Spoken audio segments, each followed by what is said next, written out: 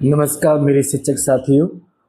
तो UP TET का exam बहुत नज़दीक आने वाला है और हमने सोचा है कि यूपी टेट एग्ज़ाम में जितने भी 2011 से लेकर के 2019 तक जो भी परीक्षा हुई हैं उनके प्रैक्टिस सेट करा के चलेंगे।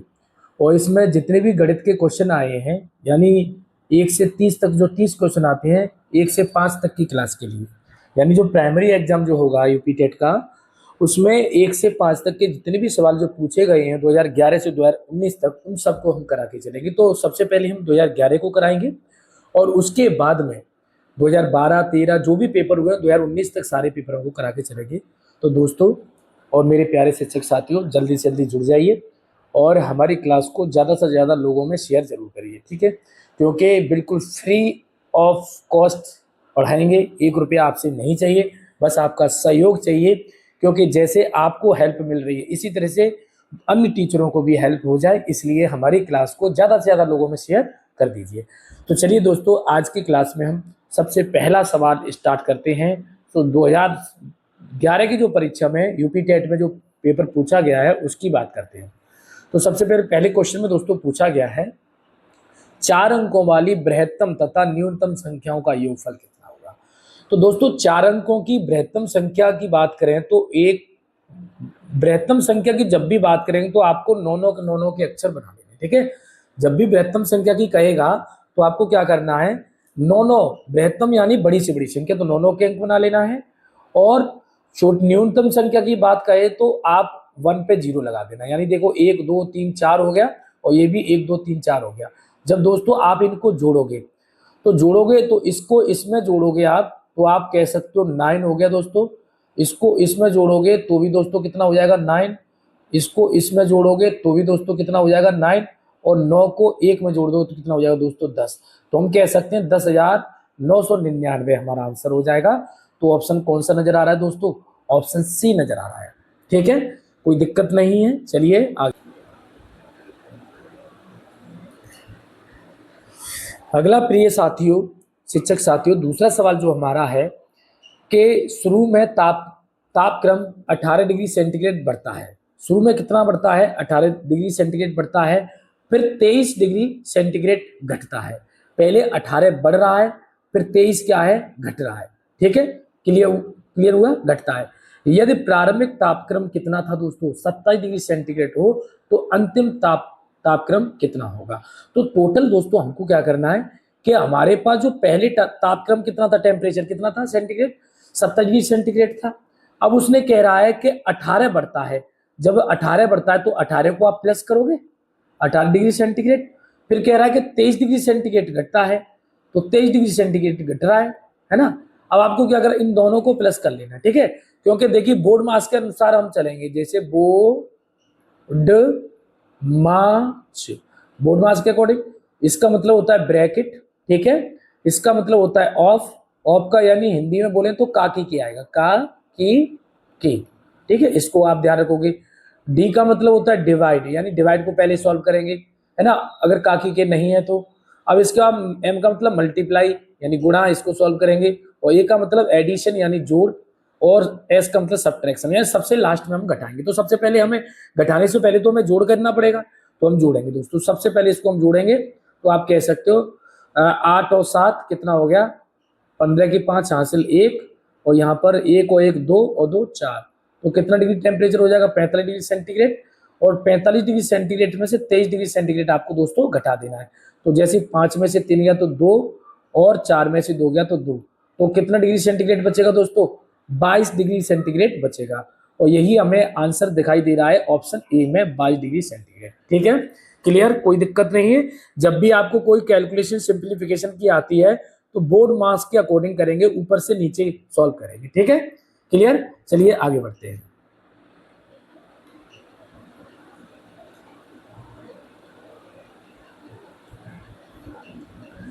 नेक्स्ट सवाल है दोस्तों हमारा, इसमें कह रहा है मान निकाल लीजिए, यानी ये आपको कैलकुलेशन पे आपको सॉल्व करना है। तो सबसे पहले आपको, जैसे मान लो ये दिया है, यहीं पर सॉल्व करते, कैसे करते देखिए। आपने जैसे इसमें गुणा किया तो 4 पंजे 20 हो गया, यहाँ पर आपने 20 लिख लिया। अभी आपको चिन्ह से कोई मतलब नहीं है, ठीक है? अब आपने 2 तिया 6 और 6 का 6 में गुणा करेंगे तो 6 छक 36, 36 हो गया। अब आपको गुणा करना है तो 0 को पहले रख लीजिए, है ना। तो 2 छिक्के 12, हासिल 1 और 3 दूनी 6 और 1 7, ये कर लिया। अब आपको कैसे पता करना है कि प्लस का आएगा माइनस का आएगा। अगर मान लो अगर 2 माइनस का गुणा करने पर 1 प्लस होता है, तो आप देख लीजिए ये 2 करने पर प्लस हो गया, इन दोनों का गुणा करने पर प्लस हो गया। अब ये सिंगल बच्चा तो माइनस होगा, यानी कितना आंसर होगा आपका माइनस का 720 हो जाएगा। ये समझ लो कि 2 समान संख्याओं का गुणा करने पर प्लस होता है। चाहे अगर मैं प्लस प्लस का गुणा करूंगा तो भी प्लस होगा, और माइनस माइनस का गुणा करूंगा तो भी दोस्तों प्लस होगा। यानी अगर 3 का गुणा करता हूं तो आप ये कहोगे कि 3 का गुणा करने पर दोनों से प्लस हुआ और फिर माइनस, तो फिर क्या हो जाएगा माइनस, क्योंकि एक प्लस और एक माइनस का गुणा करने पर हमेशा माइनस होता है। तो ये हमने देखा कि यहाँ पर माइनस कितने 5 है, तो वैसे ही विषम, जैसे माइनस अगर विषम डिजिट में आ रहा है तो समझ लो वो माइनस ही आएगा। ठीक है, तो ऑप्शन कौन सा हो जाएगा प्यारे दोस्तों, प्यारे शिक्षक साथियों, ऑप्शन सी हो जाएगा। ठीक है, चलिए आगे बढ़ते हैं।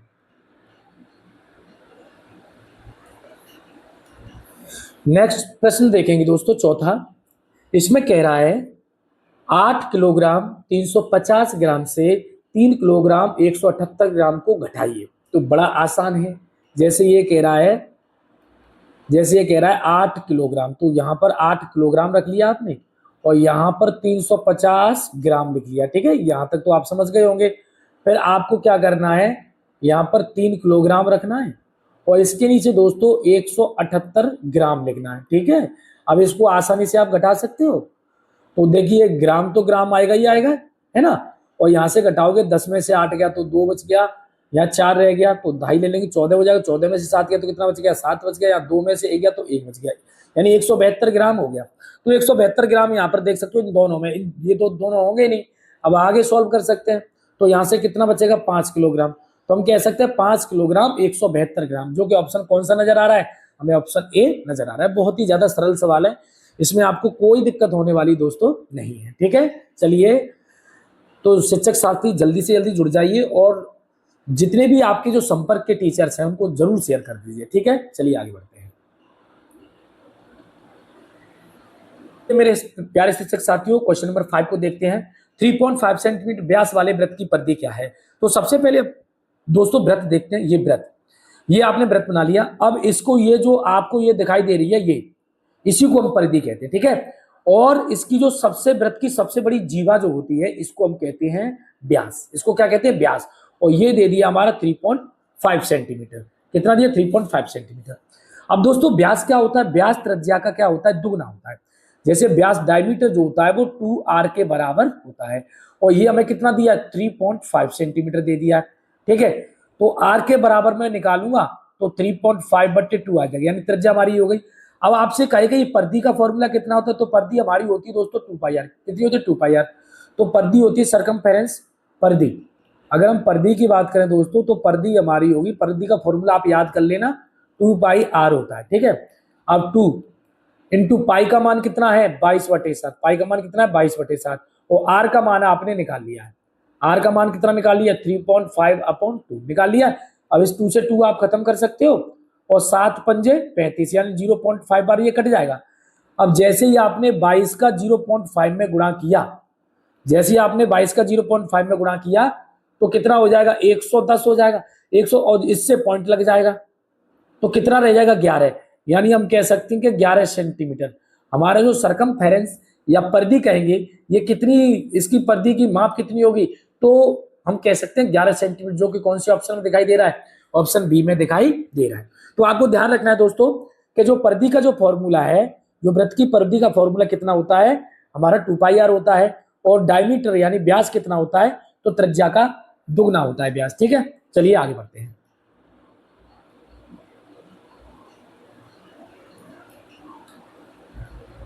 नेक्स्ट क्वेश्चन के लिए बढ़ते हैं दोस्तों शिक्षक साथियों। अगला जो हमारा 6वां क्वेश्चन है, इसमें देखिए संक्रिया, संक्रिया यानी सिंप्लीफिकेशन में ही दिया है। तो सबसे पहले दोस्तों इसको किस को सॉल्व करना है, मैंने अभी आपको बोर्ड मास के अकॉर्डिंग बताया था कि सबसे पहले जैसे हम लिखेंगे बोर्ड मास, तो सबसे पहले हम डिवाइड को सॉल्व करेंगे, फिर मल्टीप्लाई को सॉल्व करेंगे, फिर जोड़ का यानी प्लस को सॉल्व करेंगे, फिर माइनस को सॉल्व करेंगे, यानी ऊपर से नीचे की तरफ हम सॉल्व करते हैं। ठीक है, तो सबसे पहले दोस्तों हम डिवाइड करेंगे। अब डिवाइड हमें इसमें करना है, यानी आप ये देखिए 9 + 7, और मुझे इसमें डिवाइड करना है किसका, 4 का। फिर गुणा करना है 5 का। मैंने ये जो डिवाइड का चिन्ह था उसको इस तरह से कर लिया। तो सबसे पहले ब्रैकेट को, ये इसका मतलब है ब्रैकेट, यानी ब्रैकेट को पहले सॉल्व करना है। तो ब्रैकेट को पहले सॉल्व करेंगे तो 9 और 7 कितना हो गया, 16, 16/4। और फिर अब इसको सॉल्व करेंगे, डिवाइड करेंगे तो 4 चौके 16। अब 4 का दोस्तों 5 में जैसे गुणा करोगे तो कितना हो जाएगा, 4 पंजे 20। तो कितना आ जाएगा 20, जो कि ऑप्शन किस में दिखाई दे रहा है, ऑप्शन सी में दिखाई दे रहा है। दोस्तों आप ऐसा मत करना कि पहले जैसे 5 का आपने 4 में गुणा कर ली तो 20 बना दो, फिर इसको जोड़ो, फिर कहोगे यार 16 में 20 का तो भाग जा ही नहीं रहा, जो ऑप्शन है यहाँ पर बी को टिक कर दोगे आप। तो ऐसा नहीं करना है, हमें किसके अकॉर्डिंग करना है, बोर्ड मास के अंदर। ये ऑफ, ऑफ का मतलब होता है का की ओके, ठीक है, ये काकी के को सॉल्व करेंगे। तो आपको ये ध्यान रखना है बोर्ड मास के अकॉर्डिंग ही से करना है, ठीक है, समझ में आ गया होगा। चलिए आगे बढ़ते हैं। यहां तक किसी को कोई परेशानी हो शिक्षक साथी तो कमेंट बॉक्स में लिख सकते हो। और दोस्तों हमारी काफी क्लास इसमें पड़ी हुई है, जैसे आप साधारण ब्याज की अगर क्लास लेना चाहते हो तो हमारे चैनल पर जाओगे, प्लेलिस्ट में मिल जाएगी। साधारण ब्याज, चक्रवृद्धि ब्याज, परसेंटेज, लाभ हानि, डिस्काउंट, सब छूट बट्टा सब कुछ पड़ी हुई है। नंबर सिस्टम की 31 क्लास पड़ी है तो पुरानी क्लास, लेकिन उनको अगर आप पढ़ोगे ना तो पूरा सीख सकते हो, ठीक है। और बाकी प्रैक्टिस सेट हम पूरा करा के चलेंगे, ठीक है। जितने भी जो 2011 से 2019 तक के प्रैक्टिस सेट है उन सबको हम कराएंगे। चलिए अगले क्वेश्चन को हम पढ़ते हैं। इसमें कह रहा है भिन्न को आरोही क्रम में लिखिए। तो सबसे पहले आपको क्या करना है, सबसे पहले ये देखना है कि जब ये बिंदु को हमें ऑप्शन से ही सॉल्व करना पड़ेगा। किससे सॉल्व करना पड़ेगा, ऑप्शन से, ठीक है। या इसमें से कोई भी उठा ले, आपकी मर्जी। जैसे मैं सी को उठा लेता हूं, मैंने यहाँ पर सी को उठा लिया 3/8, फिर मैंने उठा लिया 5/9, ठीक है, फिर मैंने उठा लिया 2/3, फिर उठा लिया 5/6। मुझे नहीं पता है कि ये आरोही क्रम में है या नहीं है, ठीक है। तो मुझे आरोही क्रम में पहले समझना है, पहले मुझे छोटी फिर बड़ी फिर बड़ी फिर बड़ी या बड़ी छोटी इस तरह से पता करना कौन सी छोटी है कौन सी बड़ी है। तो सबसे पहले क्रॉस मल्टीप्लाई करिए। आपने इसका इसमें क्रॉस मल्टीप्लाई किया तो 9 × 27 हो गया, और 8 का 5 में किया तो 8 × 5 = 40 हो गया। अब आपको क्या करना है, जैसी संख्या हमें सबसे पहले ये छोटी मिली है तो छोटी को काट दो, यानी ये बड़ी निकल के आई है। अब बड़ी निकल के आ गई, अब मुझे 3 का इसमें गुणा करना पड़ेगा, ठीक है, ये ध्यान रखना, ये बड़ी निकल के आई है। अब मैं इसका इसमें गुणा कर रहा हूं, यानी इससे तो बड़ी यही है ना। तो मैं ये कह सकता हूं कि 3/8 से बड़ी तो 5/9 है। यहां तक क्लियर हो गया। अब मैं इसको सॉल्व करूंगा तो मैं कहूंगा 3 × 5 = 15 और इसका गुणा करूंगा तो 9 × 18। अब मैं ये कह सकता हूं कि 5/9 से बड़ी तो भाई 2/3 ही हो गई। क्लियर हुआ। अब मैं इसको चेक करूंगा, जैसे 6 दूनी 12 और 3 × 5 = 15। अब मैं ये कहूंगा कि 2/3 से बड़ी कौन सी है, 5/6। अब आप एक देख लीजिए कि 3/8 से 5/9 बड़ी है ना, 5/9 से 2/3 बड़ी है और 2/3 से ये बड़ी है। तो मैं ये कह सकता हूं दोस्तों कि 3/8 से बड़ी भिन्न हो गई 5/9, 5/9 से बड़ी भिन्न हो गई 2/3, 2/3 से बड़ी भिन्न हो गई 5/6। यानी अब ये बढ़ते हुए क्रम में लिख दी है। जब हम किसी भिन्न को या किसी संख्या को बढ़ते क्रम में लिखते हैं, किसमें, बढ़ते क्रम में, बढ़ते क्रम में लिखेंगे उसे ही हम दोस्तों आरोही क्रम कहते हैं। वो अगर हम घटते क्रम। नेक्स्ट सवाल दोस्तों समझते हैं। सवाल क्वेश्चन नंबर 8 है, मार्टिन के पास कुछ मार्बल है, उनमें से उसने 14 खो दिए, फिर भी उसके पास कितने हैं, 6 रह गए। आरंभ में उसके पास कितने मार्बल थे। तो कितना सरल सा सवाल है, इसको बताने की जरूरत नहीं है। वो ये कह रहा है मार्टिन के पास कुछ मार्बल थे, कुछ यानी एक्स मार्बल थे, उसने कितने खो दिए। खोने का मतलब उसमें से खत्म कर दिए, 14 खत्म कर दिए। अब उसके पास कितने रह गए, 6 रह गए। तो अब मैं क्या करूंगा दोस्तों, इस 14 को इधर जो, जब बराबर से इधर अगर चिन्ह माइनस का हुआ तो उधर जाके बदल जाता है, यानी प्लस का हो जाता है। तो टोटल जोड़ेंगे तो दोस्तों कितना हो गया, 6 और 14 कितना हो गया, 20। यानी टोटल उसके पास कितने थे, 20 थे। तो वो यही पूछ रहा है उसके पास मार्बल कितने थे, तो 20 थे। तो ऑप्शन कौन सा हो जाएगा, ऑप्शन बी। नॉर्मल से सिंपल सी बात है यार, 14 खो दिए, 6 रह गए तो टोटल 20 यहाँ पे भी आप कह सकते हो। क्लियर, क्योंकि इतने आप कमजोर नहीं हो, हमारे शिक्षक साथी मेरे भाई इतने कमजोर नहीं है कि उनको ये प्रॉब्लम है, ठीक है। कुछ सवाल कठिन है जिनके लिए मैं आपकी हेल्प करने के लिए तैयार हूं, लेकिन फिर भी मैं सारे क्वेश्चन करा के चलूंगा, ठीक है। चलिए आगे बढ़ते हैं।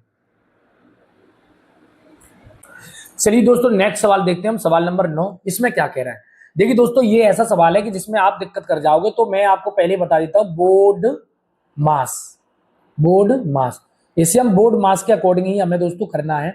तो बोर्ड मास के अकॉर्डिंग कैसे करेंगे, देखिए इसका मतलब होता है ब्रैकेट, इसका मतलब होता है ऑफ, ऑफ का मतलब काकी के आ जाएगा ना, और इसका मतलब डिवाइड, इसका मतलब मल्टीप्लाई, इसका मतलब क्या है मल्टीप्लाई, इसका मतलब है ऐड, और इसका मतलब है सब्ट्रैक्शन यानी घटाना। तो हम ऊपर से नीचे सॉल्व करेंगे, यानी सबसे पहले हमें इस ब्रैकेट को सॉल्व करना है। तो आप क्या करोगे, 1/3 लिख लोगे, प्लस 7/9 लिख लोगे, और डिवाइड अब इसको सॉल्व करोगे तो ये तो, अब देखोगे ये तो 7/10 है दोस्तों, है ना, और ये मल्टीप्लाई का निशान है। हम कहेंगे इसका इसमें पहले गुणा करते हैं, जो सही में एक सही 1/4 है ना, तो इसका इसमें गुणा करेंगे, 4 1 4 1 5/4। तो इतना तो समझ में आ गया आपके में ना, क्योंकि इतना तो सब लोग जानते हैं। अब 1/3 प्लस 7/9। अब दोस्तों क्या करेंगे, इसको सॉल्व कर लीजिए। इसको जब सॉल्व करोगे तो आप इस तरह से लिख सकते हो, जैसे काट पीट करोगे तो 5 से ये कट जाएगा कितनी बार, 2 बार, तो ऊपर कितना रह जाएगा 7, और नीचे कितना रह जाएगा, 2 4 दूनी 8, ये 8 हो गया। अब दोस्तों इसको सॉल्व करें, कैसे सॉल्व करेंगे, 1/3 इन, यहां पर प्लस है, 1/3 प्लस 7/9, इसको मल्टीप्लाई करो और यहां पर लिख लीजिए आप कितना, 8/7। उल्टा कर देते हैं, जहां पर अगर कोई भाग का चिन्ह हो और गुणा में कन्वर्ट करना है तो इधर वाली संख्या को चेंज कर दीजिए, पलट दीजिए, ठीक है। अब 7 से 7 तो दोस्तों कट जाएगा, 7 से 7 कट गया तो यहां से 1/3 बचा, और ऊपर से कितना बचा 8, और नीचे से कितना बचा 9। अब इसको सॉल्व करना है दोस्तों, क्या करना है, इसको सॉल्व करना है तो दोनों का एलसीएम ऐसा कर लीजिए, यहाँ पर 3 का गुणा कर लीजिए और यहाँ पर 3 का गुणा कर लीजिए, तो ये भी 9 हो गया, ये भी 9 हो गया, तो नीचे तो दोस्तों 9 आ गया, ऊपर 3 3 और प्लस 8 कितना हो जाएगा दोस्तों 11, तो 11/9 हो गया। अब 11 में इसका भाग देंगे तो एक बार जाएगा, है ना, 9 1 9 और 2/9, यानी कितना हो गया, एक सही 2/9। कैसे, 11 का भाग अगर 11 में 9 का भाग दें तो 9 1 9, तो यहां से इसे कहते हैं एक सही 2/9। तो यही हमारा आंसर है, एक सही 2/9, जो कि कौन सा ऑप्शन है, ऑप्शन हमें बी नजर आ रहा है। ठीक है, अच्छी तरह समझ में आ गया होगा। चलिए दोस्तों आगे बढ़ते हैं।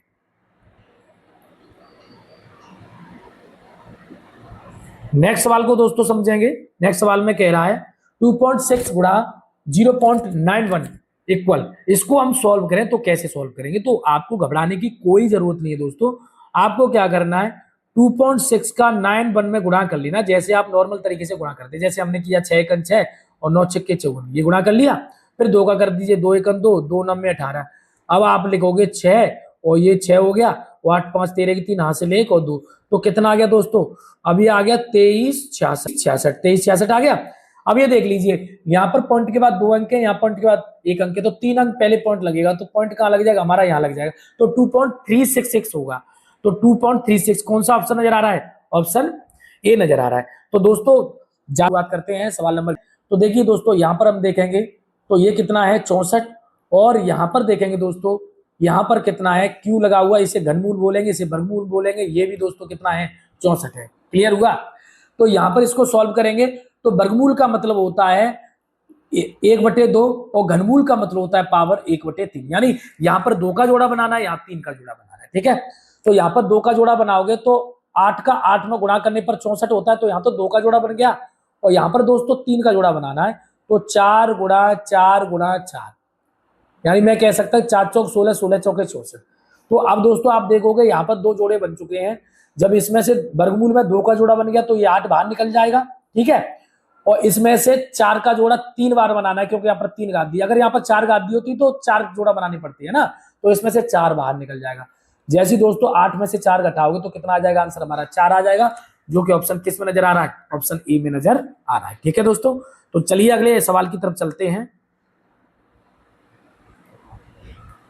अगला सवाल है प्यारे साथियों, यहां पर कह रहा है कि -0.008 का घनमूल बताइए, इसका घनमूल बताना है। तो आपको परेशान होने की जरूरत नहीं है। घनमूल करने के लिए आपको क्या करना है, देखिए सबसे पहले आपको 0.2 इंटू 0.2 इंटू 0.2 कर लेना है। ठीक है, इसके सामने भी माइनस होगा, इसके सामने भी माइनस होगा, इसके भी सामने माइनस होगा। ठीक है, तीनों के सामने माइनस होगा, तो 0.2, क्योंकि यहां पर घनमूल निकालना है हमें, क्योंकि उसने घनमूल बोला है, तो 3 जोड़े बनाने पड़ते हैं, तो 3, तो -0.2 का ये जो है जोड़े में से एक बाहर निकल के आ जाएगा, तो वर्गमूल क्या होगा, हट जाएगा। तो यही हमारा आंसर है, जो कि कौन सा ऑप्शन नजर आ रहा है, ऑप्शन बी नजर आ रहा है। ठीक है, चलिए अगले सवाल की तरफ चलते हैं।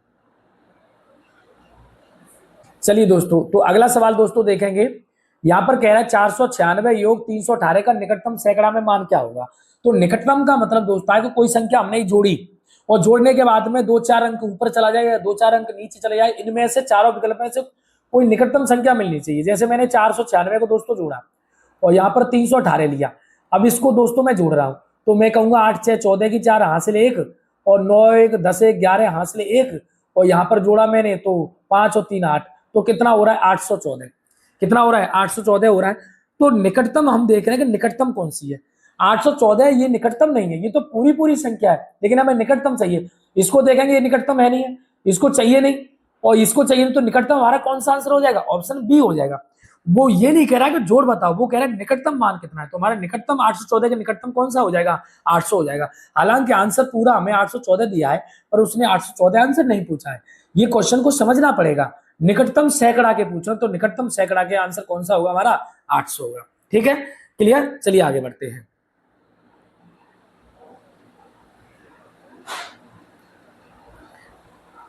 अगला क्वेश्चन देखेंगे मेरे शिक्षक साथियों, ये कह रहा है 4 - 1/7 को सॉल्व करिए। तो बड़ा सिंपल सा, इसका इसमें गुणा करेंगे, 4 7 28 में से 1 घटा दो तो 27/7 हो जाएगा, 27/7। जैसे 4 इसके नीचे आप 1 मान सकते हैं, तो मैं कहूंगा 7 एकन 7, अब 7 चौके 28 माइनस 1 एकन 1, अब ऊपर घटाओगे तो ऊपर 27 और नीचे कितना है 7। अब 27 में आप 7 का करेंगे डिवाइड, तो हम कहेंगे 7 7 7 3 21, 7 3 21। आप अब इसमें से कितना बचा 6, तो मैं कहूंगा 3 सही, जितनी बार भाग जाएगा उसे सही में लिखेंगे और जो शेषफल बचेगा उसे ऊपर रखेंगे और जिससे भाग दे रहे हैं उसे नीचे रखेंगे। तो हमारा जवाब कितना होगा 3 सही 6/7, जो कि कौन सा ऑप्शन में नजर आ रहा है, ऑप्शन सी में नजर आ रहा है। ठीक है, चलिए नेक्स्ट सवाल को समझते हैं। अगला सवाल है मेरे शिक्षक साथियों, सवाल नंबर 15। इसमें कह रहा है 2 सही 1/4 प्लस 3/4 को हल करो। इसको हल करना है तो आपको परेशान होने की जरूरत नहीं है, इसका इसमें गुणा कर लीजिए, 4 दूनी 8 और इसको जोड़ लीजिए तो 9/4 हो जाएगा। ठीक है, और इधर कितना है 3/4, 3/4। अब देखो जब हर बराबर होते हैं तो उनमें से एक ले लेते हैं और ऊपर की दोनों संख्या को जोड़ दो तो कितना हो गया 12, और 4 से इसमें डिवाइड करेंगे तो 4 3 12, तो आंसर हमारा कितना हो जाएगा 3 ऑप्शन हो जाएगा, जो कि ऑप्शन डी में नजर आ रहा है। ठीक है, चलिए आगे बढ़ते हैं। 2011 का पेपर बहुत ही ज्यादा सरल आया है, लेकिन आपको परेशान होने की जरूरत नहीं है, सारे प्रैक्टिस सेट हम करके चलेंगे। ठीक है, एक आयताकार में कह रहा है एक आयताकार टंकी की लंबाई 6 मीटर, चौड़ाई 2.4 मीटर और गहराई 1 मीटर है, आधा भरा हुआ टंकी जल का आयतन कितना होगा।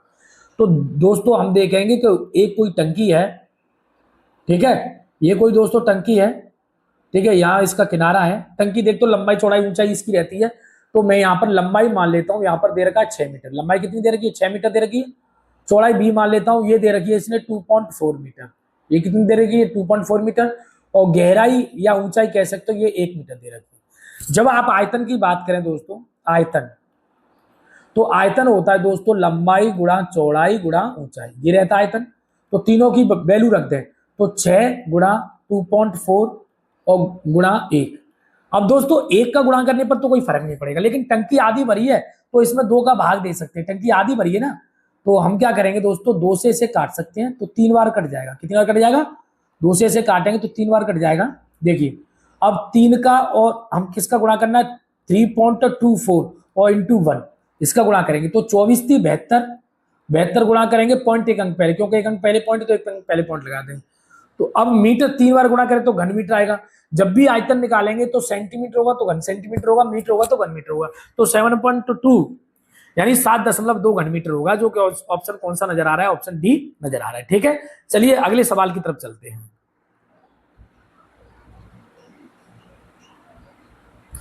अगला सवाल मेरे साथियों समझते हैं, ये कह रहा है दो समांतर रेखाओं के बीच की दूरी, दो समांतर रेखाओं के बीच की दूरी बढ़ती है या घटती है या बराबर होती है। तो दो समांतर रेखाओं के बीच की दूरी की दोस्तों बात करें तो आपको ये पता होना चाहिए कि जैसे मान लो कोई दो समांतर रेखाएं, ये दो समांतर रेखा हमने बना दी है, ये दोनों समांतर हैं, तो इनकी दूरी यहाँ पे भी बराबर होगी, यहाँ पे भी बराबर होगी, यहाँ पे भी बराबर होगी, यानी हमेशा बराबर रहती है। अगर मान लो असमांतर रेखा है, यहाँ दूरी कम है तो यहाँ पर क्या होती है बढ़ती जाती है, तो इसका आंसर जब असमांतर रेखा होती तो ये जवाब होता है ना, और इधर देखें तो इधर घटती जाती है। लेकिन समांतर रेखा होने पर, समांतर रेखाओं पर किसी भी बिंदु पर अगर आप दूरी चेक करोगे तो हमेशा बराबर रहती है, तो इसका ऑप्शन कौन सा हो जाएगा, ऑप्शन सी हो जाएगा। ठीक है, ये तो नॉर्मल सा क्वेश्चन था, चलिए आगे बढ़ते हैं। अगला सवाल देखते हैं मेरे प्यारे साथियों, ये कह रहा 270 डिग्री सेंटीग्रेड माप का कोण का एक उदाहरण बताइए, ये कौन सा कोण होगा। तो दोस्तों मैं आपको बता देता हूं, पहले तीनों चीजों को समझ लीजिए, उसके बाद में आपको समझ में आएगा। देखिए अगर कोई कोण 90 डिग्री से कम है, जैसे कोई कोण है 0 से बड़ा हो और 90 डिग्री से छोटा हो, तो इसको कहते हैं न्यून कोण। न्यून कोण में दोस्तों हम कह सकते हैं 1 डिग्री से लेकर के और 89 डिग्री तक के सारे कोण न्यून कोण में आ जाएंगे। ठीक है, तो ये न्यून कोण हो गया। पहला नंबर क्या आएगा, न्यून कोण। कौन सा आ गया, न्यून कोण। न्यून कोण के लिए आपको ध्यान रखना है 1 डिग्री से लेकर के 89 डिग्री तक सारे कोण आ जाएंगे, यानी ये वाला जो फॉर्मूला है वो न्यून कोण के लिए मैंने बना दिया। दूसरा दोस्तों होगा समकोण। दूसरा कौन सा होगा, समकोण। समकोण कौन सा होता है, जो कोण बिल्कुल 90 का हो, जो 90 का कोण होगा उसे समकोण कहेंगे। बिल्कुल इस तरह से 90 का कोण होगा, जैसे कोई भी वस्तु किसी जमीन पर खड़ी है तो वो 90 के एंगल पर खड़ी है। ठीक है, तो ये तो 270 है, तो ये भी नहीं होगा। तीसरा समकोण हो गया। तीसरा हो गया अधिक कोण। अब अधिक कोण कैसे समझेंगे, अधिक कोण क्या होता है, अधिक कोण दोस्तों होता है 90 डिग्री से बड़ा हो और 180 डिग्री से छोटा हो, तो ये अधिक कोण होगा। क्या न्यून कोण तो होगा नहीं, अगर मैं इसके अकॉर्डिंग देखूं तो न्यून कोण आंसर नहीं होगा, समकोण भी नहीं होगा, अधिक कोण नहीं होगा, तो फिर कौन सा कोण निकल के आएगा आपका, प्रतिवर्ती कोण। कौन सा जवाब हो जाएगा, प्रतिवर्ती कोण हो जाएगा। यहां तक आपको दिक्कत, प्रतिवर्ती कोण का मतलब होता है कौन सा, आपका बृहत्तम कोण कह सकते हो आप। क्या कह सकते हो, बृहत्तम कोण। जो 180 से बृहत्तम कोण कौन सा, या अति कोण, यानी 180 से बड़ा होगा और 360 से छोटा होगा, उसको प्रतिवर्ती कोण भी कह सकते हैं या बृहत्तम कोण भी कह सकते हो। इसका ऑप्शन कौन सा हो जाएगा, ऑप्शन डी हो जाएगा। ठीक है, चलिए आगे बढ़ते हैं। 108 और 144 का लासा कितना होगा। तो जब भी दोस्तों आपको लासा ज्ञात करना है तो इस तरह से आप रख लीजिए और दोनों का लासा ले लीजिए। ठीक है, ऐसी संख्या डिवाइड कर लो जो सम में जा रहा हो, जैसे 4 से भी जा रहा है, 4 दूनी 8, 4 सत्ते 28 जा रहा है, 4 से इसमें जा रहा है, 4 ती 12, 4 छक्के 24। अब इसमें 3 से जा रहा है, 3 नाम 27 और 3 एकम 3, 3 दूनी 6। अभी फिर भी 3 से जा रहा है, 3 तरका 9 और यहाँ पर 3 चौके 12। अब आपको ये दोनों अलग अलग होगी तो कुछ नहीं करना है, इनका गुणा करना है। 4 ती 12, 12 ती 36, अब 36 लिख लीजिए। ठीक है, और 4 ती 12, अब इसका इसमें गुणा कर लीजिए। तो अब करेंगे 12 छक्के 72, हासिल 7 और 12 ती 36 और 36 और 7 कितना हो गया 43। तो कितना आना चाहिए लासापा, लासाप हमारा 432 आना चाहिए, जो कि ऑप्शन किस में नजर आ रहा है, ऑप्शन बी में नजर आ रहा है। ठीक है, चलिए आगे बढ़ते हैं। अगले सवाल की तरफ मित्रों बढ़ते हैं। आज की क्लास का हमारा लास्ट सवाल है और 10 क्वेश्चन कल की क्लास में कराए के चलेंगे। ठीक है, तो हमारा एक पेपर हम पूरा कंप्लीट कर देंगे। ठीक है, एक त्रिभुज की भुजाओं की माप 5 सेंटीमीटर, 12 सेंटीमीटर, 13 सेंटीमीटर। तो त्रिभुज का प्रकार बताइए। अब आपको सबसे पहले आपको यह पता होना चाहिए कि त्रिभुज का प्रकार हम कैसे पता करेंगे। तो देखिए, अगर सबसे बड़ी भुजा का वर्ग अगर 2 भुजाओं के वर्गों से छोटा होगा तो दोस्तों उसे कहते हैं हम न्यून कोण। उसे क्या कहते हैं, हम न्यून कोण कहते हैं। अगर सबसे बड़ी भुजा का वर्ग दोनों भुजाओं के वर्गों के योग के बराबर आ जाए तो उसे बोलते हैं दोस्तों समकोण। उसे क्या बोलते हैं, समकोण। ये ध्यान रखना जो मैं बता रहा हूं, वो अगर सबसे बड़ी भुजा का वर्ग 2 भुजाओं के वर्गों के योग से बड़ा आ जाए तो उसे बोलते हैं अधिक कोण। उसे क्या बोलेंगे, अधिक कोण। ठीक है, तो अब आप यहां से पता कर सकते हो सबसे बड़ी भुजा कितनी हमारी 13, और 13 का वर्ग किया कितना हो गया 169। अब दोनों का वर्ग करो, 5 का वर्ग और 12 का वर्ग। अब करो 5 का वर्ग कितना होता है 25 और 12 का वर्ग कितना होता है 144, जोड़ेंगे तो 1 कितना आ रहा है 169।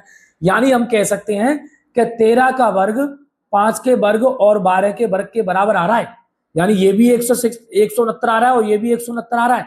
जब ये दोनों बराबर आ जाए, जब बड़ी भुजा का वर्ग दोनों भुजाओं के वर्गों के योग के बराबर आ जाए तो वो हमारा समकोण होता है।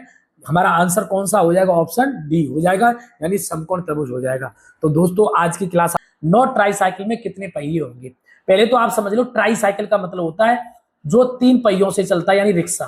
ट्राईसाइकिल यानी जो 3 पहिए का जो होता है उसे रिक्शा बोलते हैं, ट्राईसाइकिल।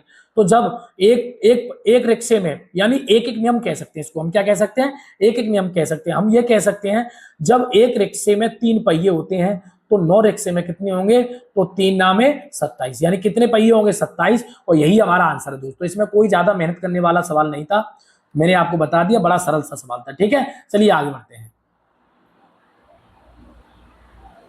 ट्राईसाइकिल को आप समझते हैं, ट्राईसाइकिल का मतलब होता है रिक्शा। ठीक है, अगले क्वेश्चन को दोस्तों देखेंगे। ये कह रहा है 10 सही 1/2 मीटर लंबी रस्सी 4 सही 5/8 मीटर काटा गया तो शेष रस्सी की लंबाई कितनी होगी।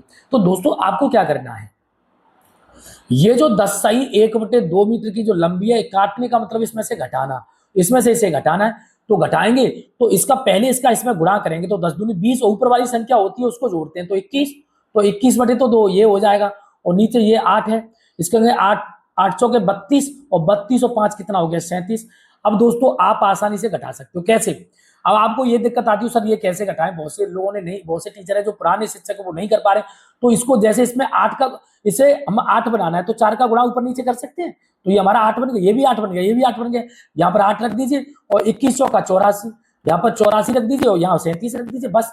अब आपको घटा देना है, 14 में 7 क्या, यहाँ से 7 बच गया, यहाँ 7 रह गया, 7 में से 3 गया तो कितना बचेगा, 4, और नीचे कितना है, 8। अब इस 47 में आपको क्या करना है, 8 से डिवाइड करना है, कैसे, 8 पंजे 40, तो यहां से घटेंगे तो कितना बचेगा, 7। तो मैं कहूंगा 5 सही 7/8, तो मेरा जवाब होगा 5 सही 7/8, जो किस में दिखाई दे रहा है आपको, 5 सही 7/8 ऑप्शन सी में नजर आ रहा है। ठीक है, क्लियर हो गया, फ्रैक्शन में कोई दिक्कत नहीं होनी चाहिए दोस्तों। ठीक है, चलिए आगे बढ़ते हैं। अगला सवाल है मेरे शिक्षक साथियों, मान ज्ञात कीजिए। इसका हमें दोस्तों मान ज्ञात करना है, तो आप बिल्कुल मन ना घबराएं, परेशान होने वाली कोई बात नहीं। बहुत लोग टीचर है ना, पॉइंट देख करके बिल्कुल घबरा जाते हैं, भाई क्यों घबरा रहे हो, हम आपके भाई बैठे हुए ना समझाने के लिए, परेशान होने वाली तो कोई बात ही नहीं होनी चाहिए आपको। ये है, अब आप एक देखिए यहाँ पर पॉइंट नजर आ रहा है, तो आप ऐसा करिए, यहाँ पर पॉइंट पॉइंट के बाद कितने अंक है, 3 अंक है, तो यहाँ पर 2 जीरो बढ़ा ली, ये भी 3 अंक हो गए, पॉइंट ऊपर से हट गया, ऊपर से पॉइंट हट गया। अब इसको ऐसे लिख लीजिए, और यहाँ पे भी ऐसे लिख लीजिए। ठीक है, अब इसको 2 जीरो इनको 100 बना लीजिए, कोई दिक्कत नहीं है, 2 जीरो का मतलब ही 100 होता है। ठीक है, 6 से काट दीजिए, 6 से काटोगे 6 छके 36, 6 से काटो, 6 से काटोगे 6 छके 36, एक बचेगा, 6 एकम 6, अब यहां से कितना बचेगा, 5, 6 नाम है 54, और 6 6 48, इतनी बार चला गया।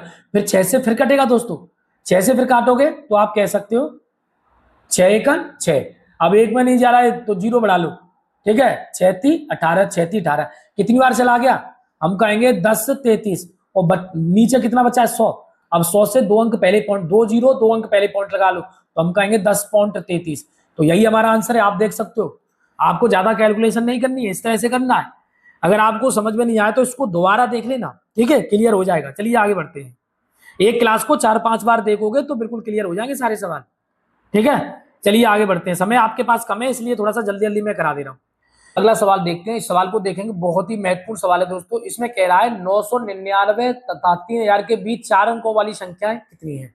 तो दोस्तों सबसे पहले आपको यह समझना है कि 999 और 999 से 3000 के बीच में हमें देखनी संख्या। ठीक है, तो 999, अब आपको एक चीज समझनी है कि जैसे जो 1000 वाली संख्या है, 1000 वाली संख्या है वो 1 से लेके 1000 तक 1000 होती है। ठीक है, तो इसमें 1000 में जो एक एक्स्ट्रा संख्या होगी, एक संख्या एक्स्ट्रा होगी। अब हम 1001 से और 2000 तक, 1001 से 2000 तक हमारी संख्या कितनी होती है, 1000 1000 होती है, क्लियर। और 2001 से 2999 तक संख्या कितनी होती है, 999, और एक यहां पर थी। ठीक है, तो ये कितनी होगी, ये भी 1000 हो गई। अब दोनों को जोड़ें दोस्तों तो कितनी होती है, 2000, कितनी होती है, 2000। तो अब आप कह सकते हो कि 999 के बीच और 3000 के बीच में कितनी 4 अंकों की संख्या है, तो 2000 है, जो ऑप्शन कौन सा नजर आ रहा है, ऑप्शन बी नजर आ रहा है। ठीक है, चलिए अगले क्वेश्चन की तरफ चलते हैं।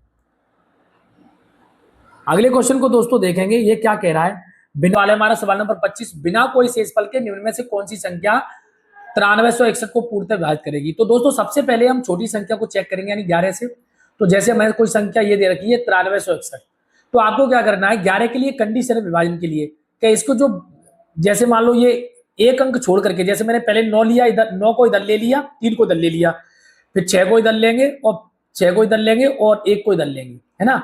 अब इनको जोड़ दीजिए तो ये 4 बैठ गया, इनको जोड़ दीजिए तो ये 15 हो गया। ठीक है, ठीक है, 15 हो गया। अब अगर इन दोनों का डिफरेंस यहाँ पे कितना भी जोड़ा है, अगर इनका डिफरेंस, अब इन दोनों 15 में से 4 घटाएं तो 11 बच रहा है। अगर इनका डिफरेंस 11 से विभाजित हो रहा है, अभी तो यहाँ पर 11 आ गया जो विभाजित हो रहा है, मान लो कोई भी संख्या जैसे 22 आ जाए, 33 आ जाए, 44 आ जाए, 11 से डिवाइड हो रहा है, तो ये संख्या पूरी 11 से विभाजित हो जाएगी। तो फिर आपको पता लग रहा है कि ये संख्या तो 11 से पूरी विभाजित हो रही है, तो ऑप्शन कौन सा हो जाएगा? ऑप्शन हमारा 11 ही हो जाएगा, यानी ऑप्शन डी हो जाएगा। ठीक है, क्लियर, आगे बढ़ते हैं।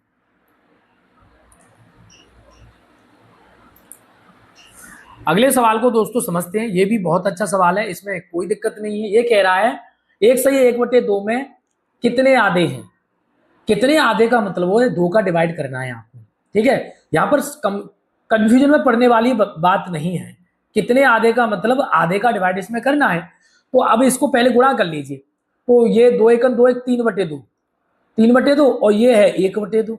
अब आपको क्या करना है, इसको जब डिवाइड को मल्टीप्लाई में कन्वर्ट करना है तो बटे में कर लीजिए, तो ये इससे कट जाएगा, तो 3/1 यानी 3।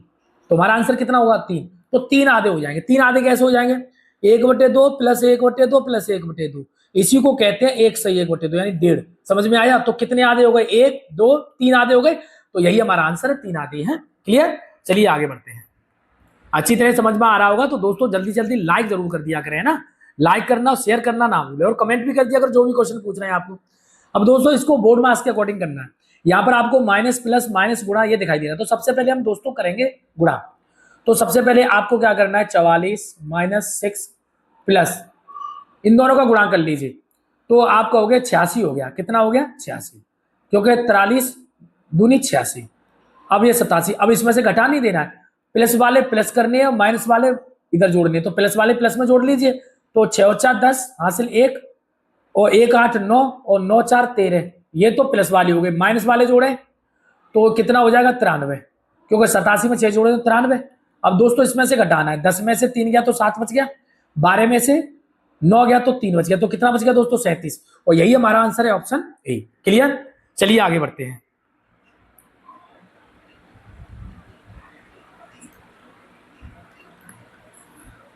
अगला सवाल है दोस्तों, 8.2 सेंटीमीटर लंबी प्रत्येक भुजा वाले वर्ग की परिसीमन क्या है? परिसीमा क्या है, यानी उसका परिसीमा का मतलब समझते हो? जैसे स्क्वायर है, जैसे हम ये स्क्वायर है ना, ये स्क्वायर है। अब इसकी क्योंकि वर्ग बोला है तो वर्ग है, इसकी भुजा ए है, इसकी भुजा ए है, इसकी भुजा ए है, इसकी भुजा ए है, तो इतनी सेंटीमीटर। तो हमें परिसीमा ज्ञात करनी है। परिसीमा का मतलब होता है ये जो परिमाप है, तो इसको जोड़ना है, तो जोड़ेंगे तो कितना होता है? 4a होता है। परिमाप हमारा दोस्तों 4a होता है, और 4a को अब a की वैल्यू हम कितना मान लेंगे, यानी a बराबर है 8.2, तो 8.2 यहां पर रख देंगे, 8.2। अब इसका गुणा कर लीजिए, 4 दूनी 8 और 4 अट्ठे 32, तो कितना हो जाएगा? 32.8, यानी ऑप्शन कौन सा हो जाएगा? ऑप्शन सी हो जाएगा। क्लियर, चलिए आगे बढ़ते हैं।